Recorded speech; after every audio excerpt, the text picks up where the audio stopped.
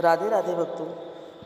कृष्णाय वासुदेवाय हरे परमात्मने प्रणतक्लेशनाशाय गोविंदाय नमो नमः।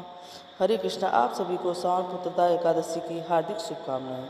श्रावण मास की शुक्ल पक्ष की एकादशी को पुत्रदा एकादशी कहा जाता है। यह व्रत विशेष रूप से उन दंपतियों के लिए वरदान है जो संतान सुख की कामना करते हैं। पुत्रदा एकादशी का व्रत करने से न केवल संतान की प्राप्ति होती है बल्कि समस्त पापों का नाश होकर जीवन में सौभाग्य, शांति एवं आध्यात्मिक उन्नति प्राप्त होती है।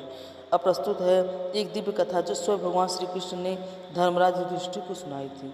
श्री पद्म पुराण में वर्णित पौराणिक कथा के अनुसार महाराज युधिष्ठिर ने पूछा, हे मधुसूदन, श्रावण मास की शुक्ल पक्ष में किस नाम की एकादशी आती है कि कृपया उसका भी वर्णन कीजिए। तब भगवान श्री कृष्ण बोले, राजन, प्राचीन काल की बात है कि द्वापर युग के प्रारंभ का समय था।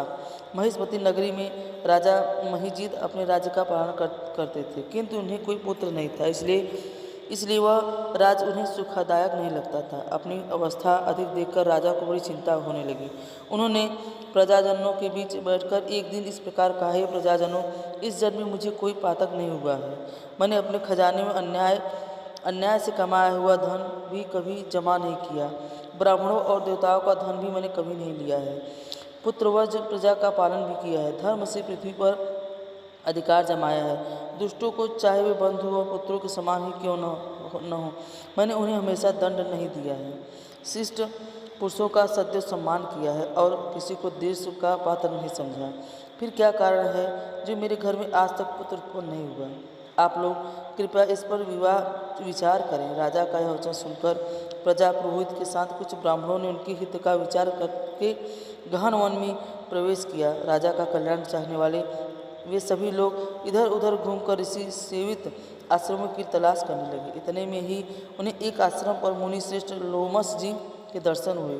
लोमस जी धर्म के तत्वज्ञ, संपूर्ण शास्त्रों के विशिष्ट विद्वान, दीर्घायु और महात्मा थे। उनका शरीर लोक से भरा हुआ था। वे ब्रह्मा जी के समान तेजस्वी थे।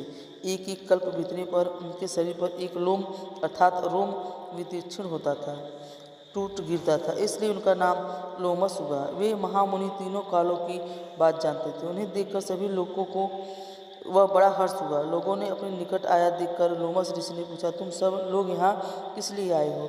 अपने आने का कारण बताओ। तुम लोगों के लिए जो भी हितकर कार्य होगा उसे मैं अवश्य करूँगा।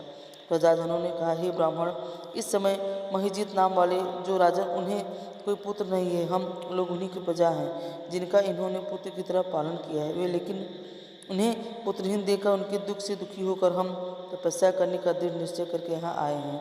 हे द्वितोत्तम, राजा के भाग्य से हमें इस समय आपका दर्शन प्राप्त हुआ है और महापुरुषों के दर्शन से ही मनुष्यों के सब कार्य सिद्ध हो जाते हैं। हे मुनि, अब हमें उस उपाय का उपदेश दीजिए जिससे हमारे राजा को पुत्र की प्राप्ति हो। उनकी बातें सुनकर लोमस ऋषि को 2 घड़ी के लिए ध्यान मगन हो गए और उसके बाद राजा के प्राचीन जन्म का वृत्तांत जानकर उन्होंने कहा, प्रजावंत सुनो, राजा महिजीत पूर्व जन्म में मनुष्यों को चूसने वाला धनहीन वैश्य था और वह वैश्य गांव घूम घूम कर व्यापार किया करता था। एक दिन ज्येष्ठ के शुक्ल पक्ष में 10वीं तिथि को जब दोपहर का सूर्य तप रहा था, वह किसी गांव की सीमा में जलाशय पर पहुंचा। पानी में भरा हुआ जलाशय देखकर वैश्य ने वहां जल पीने का विचार किया। इतने में ही वहां अपने बछड़े के साथ एक गौ भी आ गई। वह प्यास से व्याकुल और गर्मी से पीड़ित थी, इसलिए तालाब में जाकर जल पीने लगी। लेकिन वैश्य ने पानी पीते हुए उस प्यासी गाय को हाँक कर दूर हटा दिया और स्वयं पानी पीने लगा। उसी पाप कर्म के कारण राजा इस समय पुत्रहीन हुए हैं। किसी जन्म के पुण्य से इन्हें निकृष्टक राज्य की प्राप्ति हुई है। प्रजाजनों ने कहा, मुनि, किन पुराणों में उल्लेख है कि प्रायश्चित रूप पुण्य से ही पाप नष्ट होते हैं, इसलिए कृपया ऐसे पुण्य का उल्लेख कीजिए जिससे उस पाप का नाश हो सके। तब लोमस ऋषि वाले बोले, प्रजाजनों का श्रावण मास के शुक्ल पक्ष जो एकादशी होती है वह पुत्रदा नाम के विख्यात है। वह मनोवांछित फल प्रदान करने वाली है। तुम सब उसी व्रत का पालन करो। यह सुनकर प्रजाजनों ने मुनि को नमस्कार किया और नगर में आकर विधिपूर्वक पुत्रदा एकादशी का व्रत अनुष्ठान किया। उन्होंने विधिपूर्वक जागरण किया और उसका निर्मल पुण्य राजा को अर्पण कर दिया। कुछ समय रानी की गर्भ धारण किया और प्रसव का समय आने पर एक स्वस्थ और बलवान पुत्र को जन्म दिया। इस प्रकार पुत्रदा एकादशी के इस पावन महात्मा को सुनकर मनुष्य पापों से मुक्त हो जाता है और यह लोक में सुख पाकर परलोक में स्वर्गीय गति को प्राप्त होता है। सभी प्रेम से बोलिए पुत्रदा एकादशी की जय। अब सुनिए भगवान श्री हरि के प्रिय तुलसी महारानी की कथा।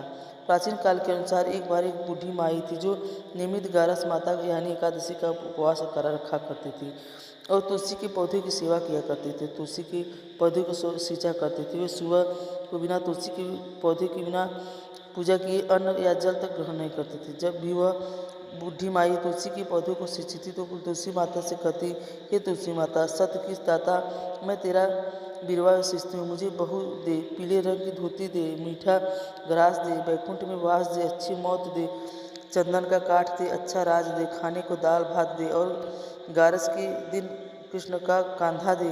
बूढ़ी माई की बात सुनकर तुलसी माता सूखने लगी। तुलसी माता को इस प्रकार सूखता देखकर एक दिन भगवान कृष्ण ने पूछा, हे तुलसी, तू दिन प्रतिदिन क्यों सूखती जा रही हो?